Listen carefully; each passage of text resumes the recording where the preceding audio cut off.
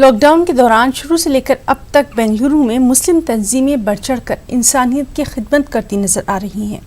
शहर के हक हाउस और मस्जिद अजीम के तहत मुतासरा अफराद में रोजाना खाना तकसीम किया जा रहा है। डिप्टी कमांडेंट जयसिम्हा राजेश ने इस समाजी खिदमत का जायजा लिया। भूखों को खाना खिलाने, गरीबों में राशन तकसीम करने की मुस्लिम तंजीमों की इस कोशिश की उन्होंने बेहद सताइश की और कहा कि कोरोना के खिलाफ जारी ये लड़ाई एक लंबी लड़ाई है। लॉकडाउन में ढील मजबूरी के तहत दी जाती है। लोगों को चाहिए कि वो हर हाल में एहतियात बरतें। हक हाउस के किचन में रोजाना 2000 से ज्यादा अफराद के लिए खाना तैयार किया जाता है। यहाँ से शहर के मुख्तलिफ इलाकों में रज़ाकार खाना लेकर निकलते हैं और लॉकडाउन से मुतासरा लोगों की मदद करते हैं। See, I appreciate one and all year from what this Muslim community is doing now. Every day they are spreading, they are giving the food to poor people who is very badly in need of food, and 2,500 food is distributed every day from this place.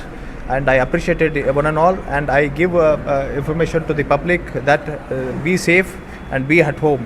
मुसलमानों जम के इकट्ठा होकर collectively पैसा लेके ये खाना 2250 सदस्यों को अपने एरिया में बांट रहे हैं गरीबों के लिए।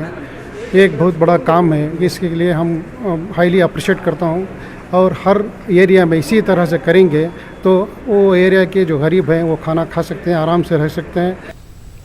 अजमेर में कोरोना मरीजों की बढ़ती तादाद को देखते हुए पुलिस और महकमा सेहत के जरिए निगरानी मजीद सख्त कर दी गई है।